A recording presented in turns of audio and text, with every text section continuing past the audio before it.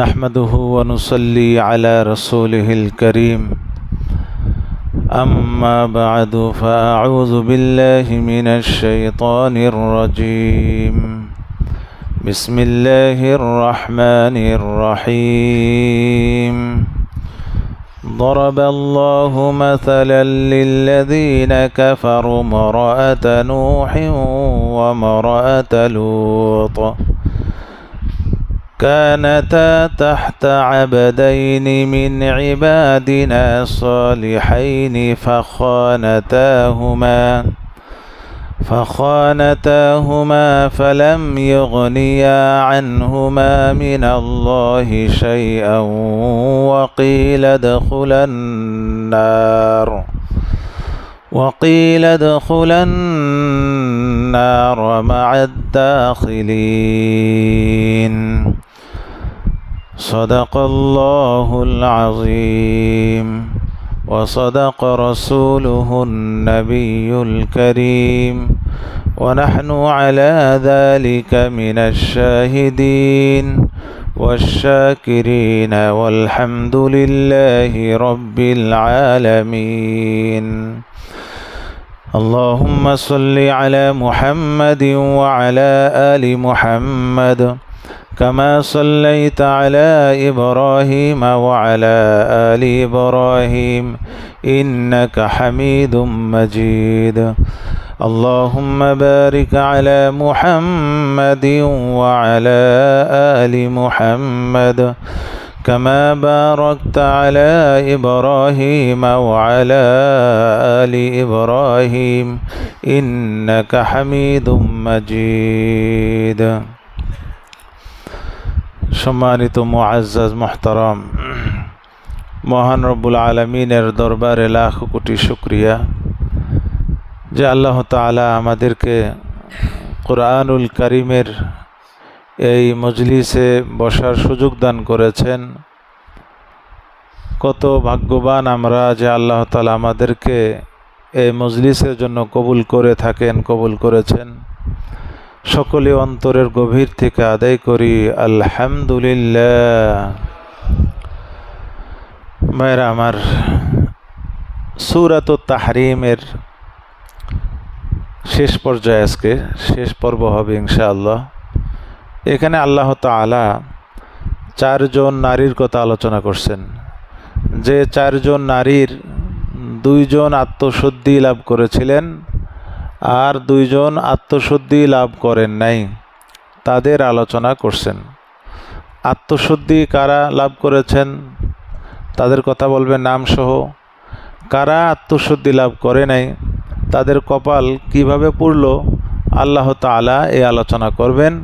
পাশাপাশি আমাদেরকেও সবক দিবেন যে তোমরাও নিজেদের কপাল পুড়ো না, তোমরাও আত্মশুদ্ধির বাহিরে থেকো না। এবং মুসলিম নারীদেরকে, মুসলিম রমণীদেরকেও আল্লাহ তাআলা এখান থেকে উপদেশ দিচ্ছেন যে তোমরাও এখান থেকে আত্মশুদ্ধি লাভ করো, যে স্বামীদের কথার অবাধ্য চলো না। নবীর স্ত্রীদেরকেও আল্লাহ তাআলা সতর্ক করতেছেন। সূরা শুরু দিয়ে গেছে হযরত আয়েশা এবং হযরত হাফসা রাদিয়াল্লাহু আনহুমা, ওই যে ঘটনাকে কেন্দ্র করে আল্লাহ তাআলা বলতে চাচ্ছেন যে নবীর স্ত্রী হলেই যে পার পাওয়া যায় তা কিন্তু না। নিজের সত্তাগত আমলের দরকার, স্বতন্ত্র আমল লাগবে। কারো স্ত্রী হলে পার পাওয়া যায় না, নবীর স্ত্রীরাও পার পায় নাই ইতিপূর্বে। বিধায় তোমরাও নবীর স্ত্রী মনে করো না যে তোমরা স্ত্রী হলেই যে একবারে জান্নাতে যাবে, এমনটা মনে করার কারণ নাই। বিধায় তোমরা আত্মশুদ্ধি লাভ করো। এই আয়াতের পরে নবীজি সাল্লাল্লাহু আলাইহি ওয়াসাল্লামের স্ত্রীগণ বিভিন্ন পর্যায়ে যে নবীজি কষ্ট পাইতেন তাদের আচরণে, তারা নবীজিকে যে কোনোভাবে কষ্ট দেওয়া থেকে বিরত থাকলেন। তাফসিরে আসছে কোনোভাবেই তারা আর কি নবীজির সাথে কখনোই তারা কোনোভাবেই কোনো আওয়াজে, কোনো শব্দে, কোনো কথায়, কোনো আচরণে যেন নবীজি আর কষ্ট না পায়, তারা পরবর্তীতে শুধরে যান, সংশোধিত হয়ে যান। এখানে আল্লাহ তাআলা উপদেশ এবং সংশোধনের দৃষ্টান্তগুলো বলতেছেন। দরাবাল্লাহু মাসালা, আল্লাহ তাআলা দৃষ্টান্ত পেশ করতেছেন কাদের জন্য? লিল্লাযীনা কাফারু, যারা কাফের যারা আল্লাহকে অস্বীকার করে, আল্লাহর নেয়ামতকে অস্বীকার করে। এখানে কাফের দ্বারা উদ্দেশ্য শুধু অমুসলিম শুধু তাই নয়, যারা অকৃতজ্ঞ সকলেই অন্তর্ভুক্ত। অকৃতজ্ঞের মধ্যে কাফেররাও রয়েছে, এরা সবচেয়ে বড় অকৃতজ্ঞ। আবার মুমিনদের মধ্যেও অকৃতজ্ঞ রয়েছে। তো সকলকে আল্লাহ তাআলা এখানে এই আয়াতের মধ্যে অন্তর্ভুক্ত করে বলতেছেন, যারা আল্লাহর অকৃতজ্ঞ বান্দা তাদের জন্য আল্লাহ তাআলা দৃষ্টান্ত পেশ করতেছেন। কাদের কাদের? এ মরাআতা নূহ, হযরত নূহ আলাইহিস সালামের স্ত্রীকে এনে, তার দৃষ্টান্তকে এনে। ও মরাআতা লূত, লূত আলাইহিস সালামের স্ত্রীর দৃষ্টান্ত পেশ করে। নূহ আলাইহিস সালামের স্ত্রীর নাম ছিল ওয়াহিলা, তার নাম ছিল ওয়াহিলা। তার কাজ ছিল এলাকার লোকদের তাদের মন জয় করার জন্য, তাদেরকে খুশি করার জন্য তিনি হযরত নূহ আলাইহিস সালামের সঙ্গে খেয়ানত করত। কি খেয়ানত? মানুষকে বলে বেড়াতো যে নূহুর তো মাথা খারাপ, নাউজুবিল্লাহি মিন যালিক, সে তো পাগল, এইরকম বলে বেড়াতো।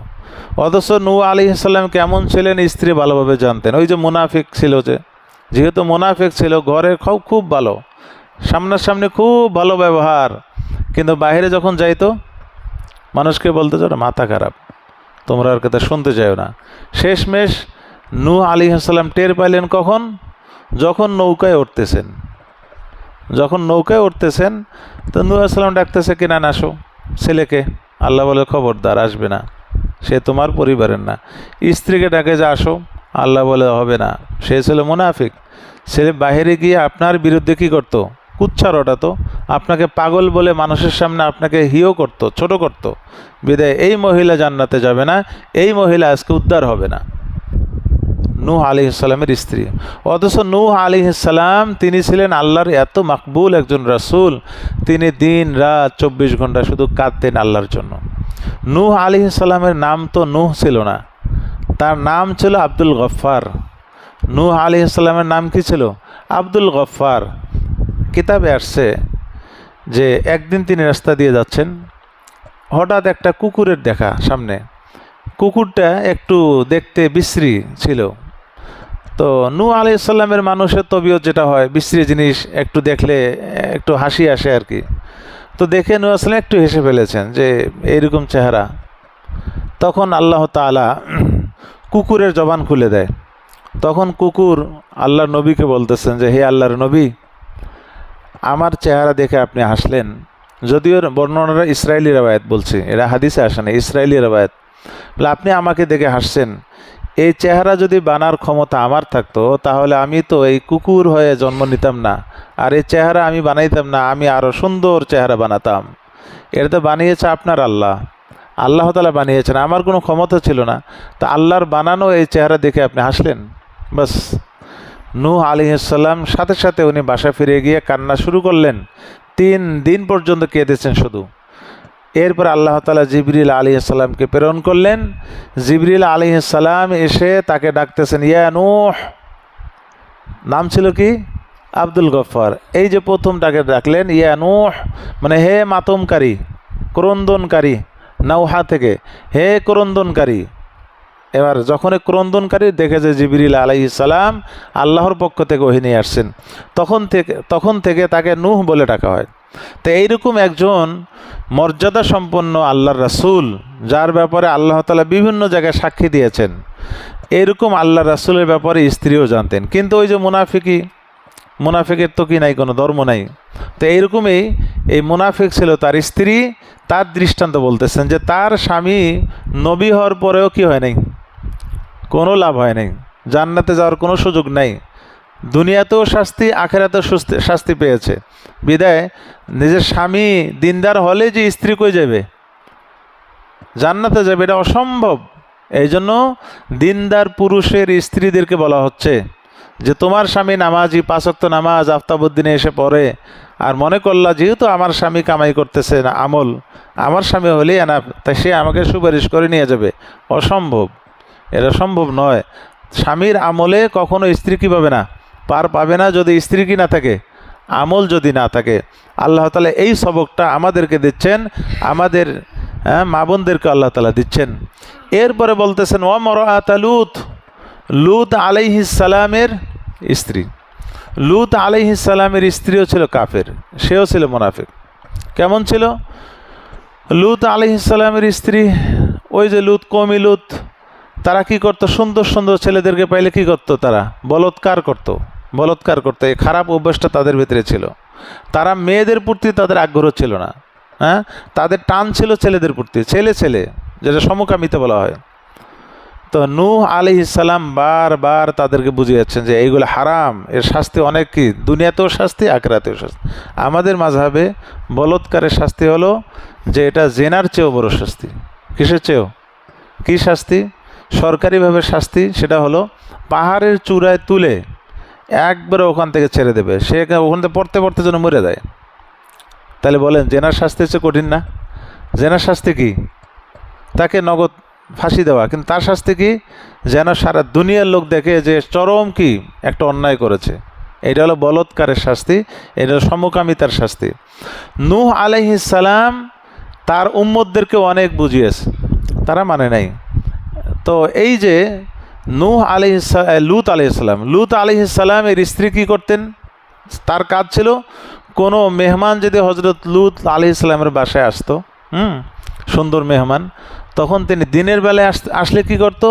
তিনি রান্না করার নামে ধোঁয়া জ্বালাইতে, ধোঁয়া মানে ধোঁয়া করতো আর কি। বাহির থেকে লোকেরা দেখতো নূহের বাড়িতে ধোঁয়া উঠতেছে। দিনের বেলায় ধোঁয়া দেখা যায়, আগুন কিন্তু দেখা যায় না, দেখা যায় আলো দেখা যায় না, ধোঁয়া দেখা যায়। তো মানুষ ধোঁয়া দেখে টের পায় যে কে আসছে, মেহমান। এসে কি হযরত সাল্লামকে বিরক্ত করত। আবার রাত্রে যদি মেহমান আসতো, তখন কি ধোঁয়া তো রাত্রে দেখা যায় না, তো রাত্রিবেলা কি করতো? আগুন জ্বালাইতো, আগুন জ্বালা দিন অর্থাৎ বাসাকে আলোকিত করে দিত। তো মানুষ বুঝতো যে কে আসছে, মেহমান আসছে। তখন এসে হজরত লূত আলাইহিস সালামকে বিরক্ত করত। এই হলো লূত আলাইহিস সালামের স্ত্রীর কারবার ছিল, এবং সে কাফের মুনাফিক ছিল। আল্লাহ তাআলা বলেন যে এর স্ত্রী, সে একজন রাসূলের স্ত্রী, নবীর স্ত্রী হওয়া সত্ত্বেও কি পায় নাই? কোনো পার পায় নাই, ছাড় পায় নাই। তো এরকম হে কাফেররা, হে অকৃতজ্ঞ, মনে রাখো তোমরাও কিন্তু পার পাওয়ার কোনো কি নাই, রাস্তা নাই। এইটাই বলতেছেন, কানাতা তাহতা আবাদাইনি মিন ইবাদিনা সলিহিন। কানাতা তাহতা আবাদাইনি, এরা দুইজন ছিল, এই দুই মহিলা ছিল আমার দুইজন নেককার বান্দার অধীনে, আমার দুইজন নেককার বান্দার অধীনে। ফাখানাতাহুমা, সাধারণত এখান থেকে বোঝা যায় যে স্ত্রী খারাপ হলে স্বামীও যে খারাপ হবে তা কিন্তু নয়। আবার স্বামী ভালো হলে স্ত্রীও যে ভালো হবে তা কিন্তু নয়। কিন্তু ম্যাক্সিমাম সময় এমনটা হয়ে থাকে। কোরআনেও সাক্ষী যে কি দিনদারদের জন্য দিনদারিনী, বদকারদের জন্য বদকারিনী, কিন্তু এর বিপরীতও কি হয়ে থাকে। তা আল্লাহ তাআলা বলতেছেন যে আমার নেককার বান্দাদের অধীনে ছিল এই দুইজন। ফাখানাতাহুমা, তারা দুইজন আমার এই বান্দা, নেককার বান্দাদের, দুই নবীর সঙ্গে তারা খেয়ানত করেছে। কি খেয়ানত বলছিলাম, যেগুলো ব্যাখ্যা করলাম, এই খেয়ানত। এখানে খেয়ানত দ্বারা বুঝিয়েন না নাউজুবিল্লাহ জেনা করেছে। নবীর স্ত্রীরা কখনো জেনা করে না, নবীর স্ত্রীরা কখনো জেনা করেন নাই। এটা আল্লাহ তাআলার পক্ষ থেকে একটা নবীদের জন্য কি সম্মান, যে তাদের স্ত্রীরা, কোনো নবীর স্ত্রী জেনার কাজে লিপ্ত হতো না।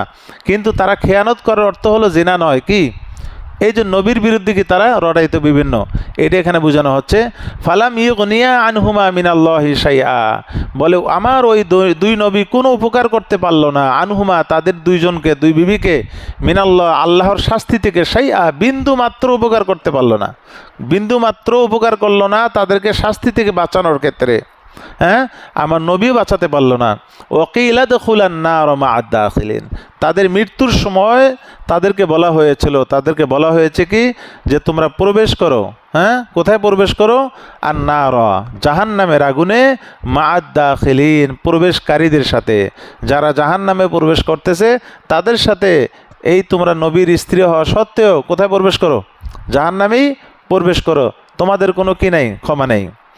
এরপরে এবার আমাদের জন্য, ইমানদারদের জন্য, ইমানদার নরনারীর জন্য আল্লাহ তাআলা উপদেশ দিচ্ছেন, ওয়াদরাবাল্লাহু মাসালা। তাহলে আগের দুইটা দৃষ্টান্ত হলো এরা ইসলাহি নফস করে নাই, আত্মশুদ্ধি করে নাই, নিজের মন মতোভাবে চলেছে। নবী থাকার পরেও আত্মশুদ্ধির পুরা কারখানা বাসায়। নবীরা সবচেয়ে বড় কি আত্মশুদ্ধির কি কারি না? নবীদের মতো আত্মশুদ্ধিকারী কেউ আছে? তা আত্মশুদ্ধির গোডাউন কারখানায় থেকেও কি করেন এরা? আত্মশুদ্ধি করে নাই। কিন্তু পরেরটা বলতেছে যে যে কুফুরের গোডাউনে থাকার পরেও তারা কি করছে? আত্মশুদ্ধি করেছে। সেটা কি বলতেছেন? ওয়াদরাবাল্লাহু মাসালা, আল্লাহ তাআলা দৃষ্টান্ত দিচ্ছেন লিল্লাযীনা আমানু, মুমিনদের জন্য, ইমরাআতা ফিরআউন, ফিরআউনের স্ত্রীর দৃষ্টান্ত দিচ্ছেন। ফিরআউন ছিল সবচেয়ে কুফুরি এবং শিরিকের কি গোডাউন, কারখানা। তার মধ্যে থেকেও সে আত্মশুদ্ধি করেছে। কে? তার স্ত্রী আসিয়া, হ্যাঁ, রাদিয়াল্লাহু আনহা। হযরত আসিয়া আত্মশুদ্ধি, সে কত বড় মোকাবেলা করে সে কি করেছে? আত্মশুদ্ধি করেছেন। তার দৃষ্টান্ত চলে আসছে। তো আল্লাহ তাআলা বলেন যে ফেরাউনের স্ত্রী সে হলো মুমিনদের জন্য মডেল, মুমিনদের জন্য আদর্শ। ইয ক্বালাত রব্বি বিনিলি ইনদাকা বাইতা। ফেরাউন তার স্ত্রীকে শাস্তি দিত কী করে? যখন ওই যে ফেরাউন মুসা আলাইহিস সালামের সামনে যখন জাদুঘররা হেরে গেল, সমস্ত জাদুঘর মুসলমান হয়ে গেল, আসিয়াও সাথে সাথে মুসলমান হয়েছে এবং সে আত্মপ্রকাশ করেছে আমি ইমানদার। তখন ফেরাউন তাকে শাস্তি দিয়েছিল বিভিন্ন পর্যায়ে। তার সবচেয়ে বড় শেষের শাস্তিটা ছিল তার হাত এবং পায়ের মধ্যে পেরেক মেরে দিয়েছিল জমিনে, এবং তার বুকের ওপর পাথর চাপা দিয়েছিল। চাপা দিয়ে রোদের মধ্যে তাকে রেখে দিয়েছিল। তো তাকে পাহারা দেওয়ার জন্য লোক রেখেছিল। যখন ওই পাহারাদারেরা সেখান থেকে একটু সরে যেত, কিতাবে আসছে যে ফেরেশতারা এসে তাকে ছায়া দিত। সুবহানাল্লাহ, ছায়া দিত, ফেরেশতারা ছায়া। তো একদিন ফেরাউন সে সিদ্ধান্ত নিল যে আজকে তাকে পাথর চাপা দিয়ে মারা হবে, এবং উপর থেকে একটা পাথর তার শরীরের উপর ফেলে দেওয়া হবে, ওখানে ভর্তা হয়ে যাবে এবং কি চুরমার হয়ে সে মারা যাবে। সিদ্ধান্ত অনুযায়ী কাজ হচ্ছে। যখন ফেরাউন উপরে পাথর নিয়ে গেল তাকে মারবে, তখন তিনি পাথরের দিকে তাকিয়ে আল্লাহ তাআলার কাছে দোয়া করতেছেন, রব্বি বিনিলি ইনদাকা বাইতা। হি আল্লাহ, আমার তো দুনিয়ার অবস্থা শেষ, আপনি জান্নাতে আমার জন্য একটি ঘর নির্মাণ করে দেন। আপনার জান্নাতে আমার জন্য একটি ঘর নির্মাণ করেন, ফিল জান্নাহ ওয়ানাজ্জিনি মিন ফিরআউন, এই ফিরআউনের জুলুম থেকে আমাকে রক্ষা করুন, ওয়া আমালিহি, তার কর্মকাণ্ড থেকে আমাকে রক্ষা করুন, ওয়ানাজ্জিনি মিনাল কওমি যালিমিন, এবং এই জালেম সম্প্রদায় থেকে আপনি আমাকে রক্ষা করুন, নাজাত দিন। বাস দোয়া করেছেন, পাথর সাথে সাথে পড়েছে। পাথর গায়ে লাগার আগে আল্লাহ তাআলা তার কি জীবন হরণ করেছেন, রূহ হরণ করেছেন, তার মৃত্যু হয়েছে। তাহলে পাথর চাপার আগে সে কী হয়ে যায়? দুনিয়া থেকে চলে যায়। এই কষ্টের মুখোমুখি হতে হয়নি। কেউ কেউ বলেছেন যে তাকে জীবিত অবস্থা নিয়ে যাওয়া হয়, কিন্তু সহি কথা হলো না, তার মৃত্যু দেওয়া হয় কিসের আগে?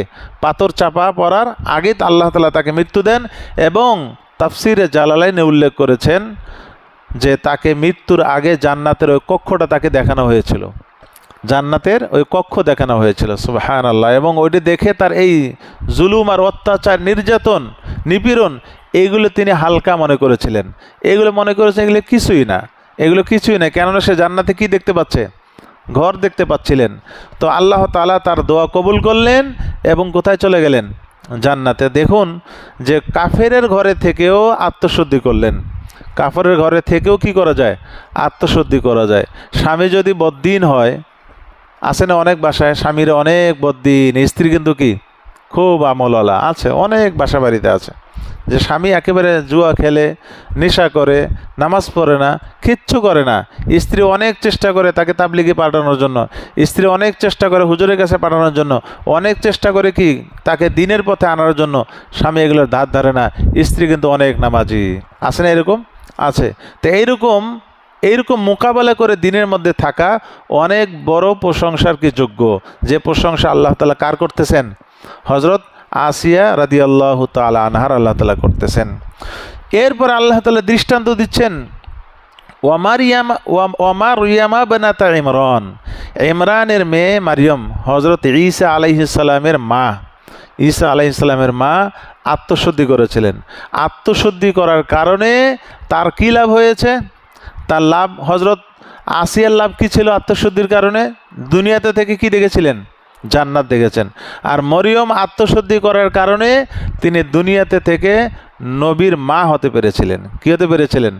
নবীর মা হতে পেরেছিলেন। তো এটা বলতেছেন যে মরিয়মের দৃষ্টান্ত পেশ করছেন আল্লাহ তাআলা, আল্লাতী আহসানাত ফারজাহা, যে মরিয়ম তার সতীত্বকে হেফাজত করেছেন।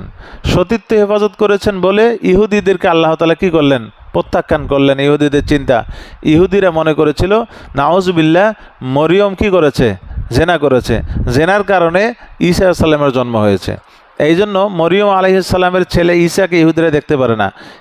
অর্থাৎ খ্রিস্টান আর ইহুদিদের মধ্যে এটা হলো কি, তাদের চিরকালের জন্য একটা দ্বন্দ্ব কিন্তু এখনও আছে, কিন্তু এইটা এরা বুঝতে দেন, এখন তো ভাই ভাই হয়ে গেছে। এদের কিন্তু শত্রুতা সে তখন থেকেই। ঈসা আলাইহিস সালামকে মারার জন্য ঘরে কে গিয়েছিল? ইহুদিরা গিয়েছিল। ঈসা আলাইহিস সালামকে মারার জন্য যে ঘরে গেল, কারা গেছিল? ইহুদিরা। অথচ আল্লাহ তাআলা ওই ঈসা আলাইহিস সালামের রূপ ইহুদিদের একজনের মধ্যে চেহারাকে বিকৃত করে দিয়ে তার চেহারা দিয়ে হযরত ঈসাকেও কি উপরে উঠে নিলেন, তাকে আল্লাহ তাআলা কি তাদের হাতে তাদের একজনকে কি মারালেন, এবং তাকে তারা শুলিতে চড়ালো ইহুদিরা। বুঝেন নাই? তাই ইহুদিরা হলো খ্রিস্টানদের জন্য চরম শত্রু, কিন্তু এই শয়তানরা একটাও বোঝে না, এরাও বোঝে না, এরাও বোঝে না, অথচ কোরআনে পরিষ্কার আছে। যাই হোক, এখানে আল্লাহ তাআলা বলেন যে মরিয়ম কখনোই জেনা করে নাই, মরিয়ম কখনোই জেনা করে নাই, তোমরা যারা চিন্তা করছো, সে সতীত্ব হেফাজত করেছেন।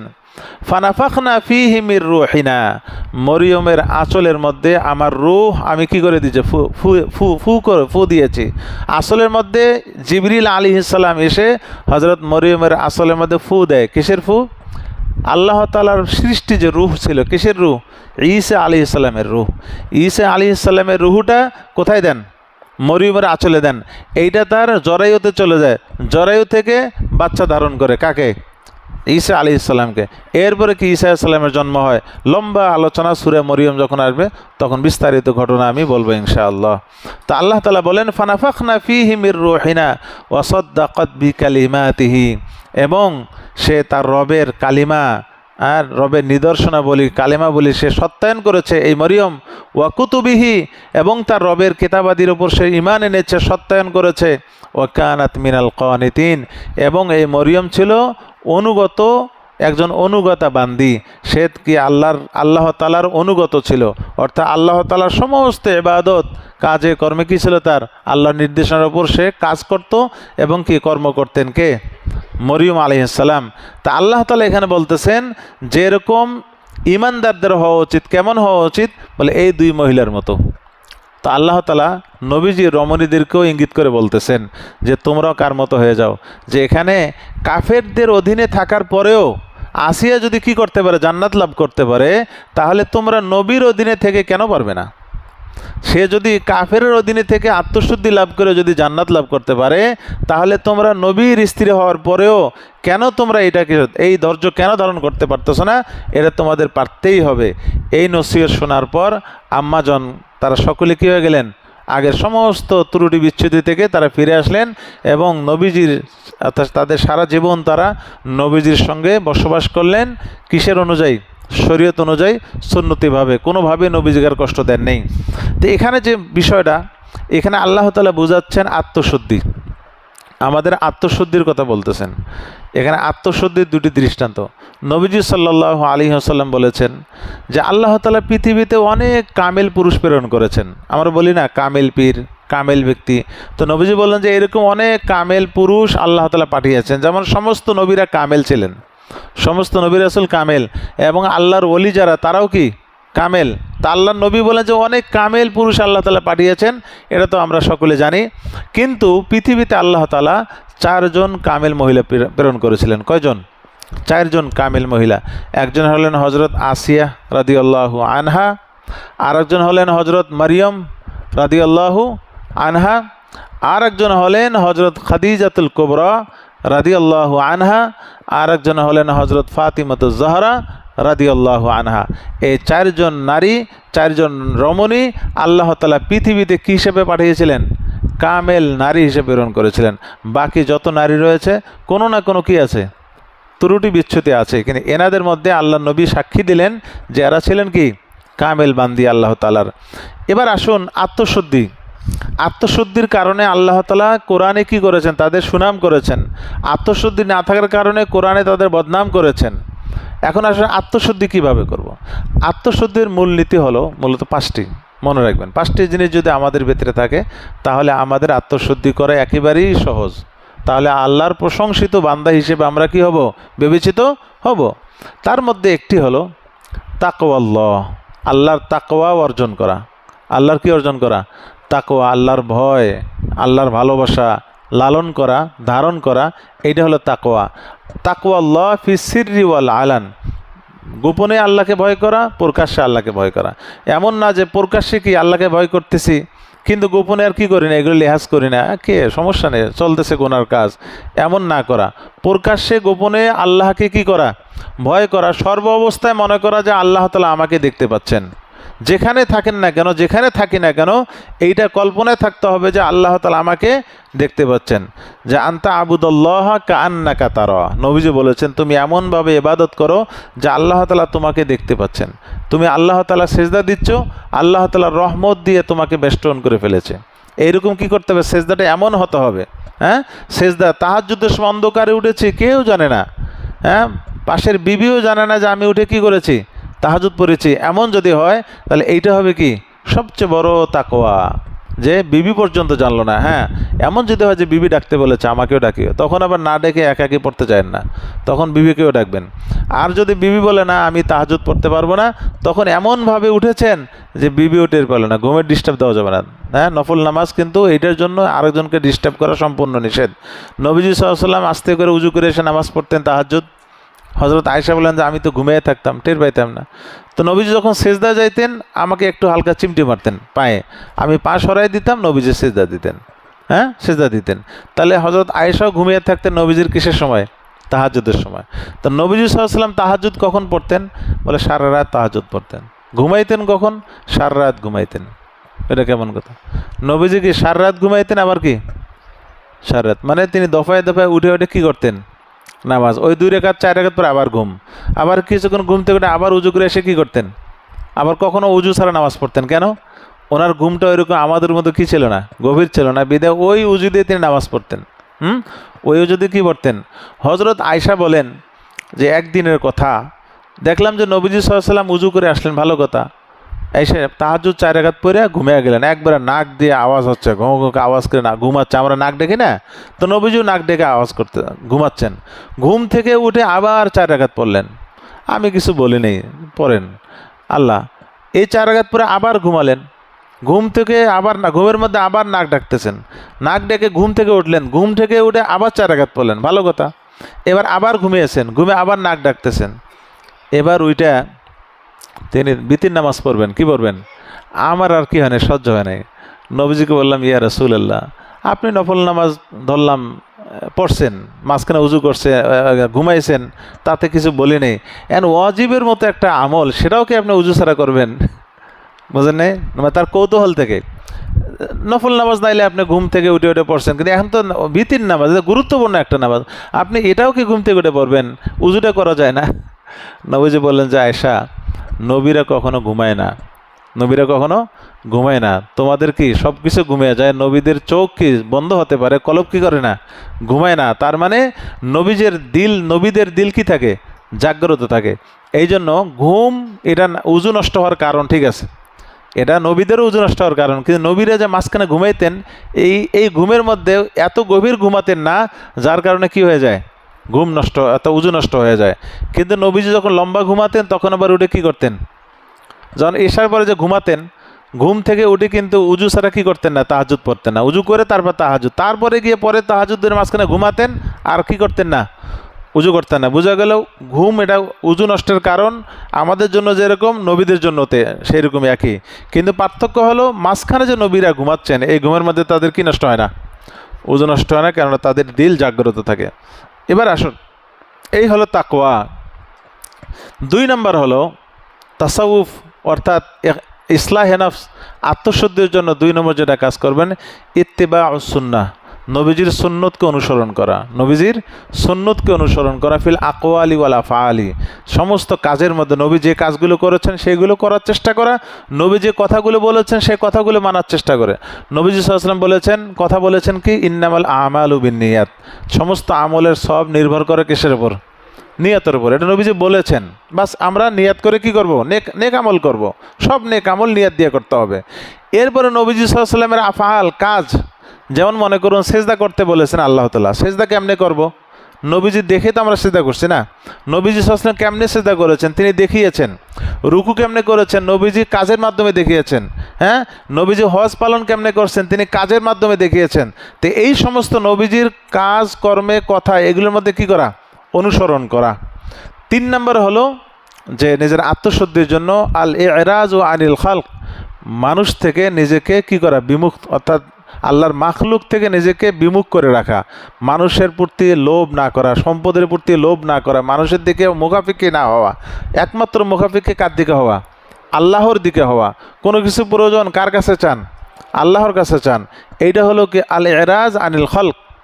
3 নম্বর যেটা চলে গেল। 4 নম্বর হলো আর রিজা বিল কাজা, আল্লাহ তাআলা আমার ব্যাপারে যেটা সিদ্ধান্ত দিয়েছেন, যেটা তকদিরে ছিল লিখেছেন, এটার উপর সন্তুষ্ট থাকা। আমাকে আল্লাহ তাআলা গরিব বানিয়েছে, আলহামদুলিল্লাহ, বাস সন্তুষ্ট থাকা, অসন্তুষ্ট না হওয়া যে আল্লাহ, হ্যাঁ একই সাথে লেখাপড়া করলাম, একই কি স্কুলে পড়লাম, একই কলেজে পড়লাম, মেধাও এক, বরং আমার কি ছিল, ভালো আর রেজাল্ট ছিল, তাকে আপনি ধনী বানিয়ে দিলেন, আর আমি কি থাকলাম, গরিবে থেকে গেলাম। এটা কি ইনসাফ হলো? নাউজুবিল্লাহ মিন যালিক।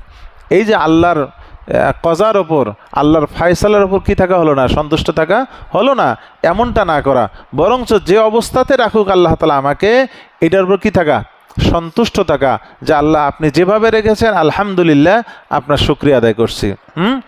এরপরে যে 5 নম্বর, যেটা 5 নম্বরটা হলো রুজু ইলাল্লাহ ফি সাররা ওয়াদ দাররা, অর্থাৎ রুজু ইলাল্লাহ, আল্লাহর দিকে অভিমুখী হওয়া। হ্যাঁ, যে আপনি সুখে থাকেন আর দুঃখে থাকেন, আপনি সুখে থাকেন দুঃখে থাকেন, সর্ব অবস্থায় আল্লাহর দিকে ধাবিত হওয়া, আল্লাহর অভিমুখী হওয়া, কখনো শেকায়াত না করা।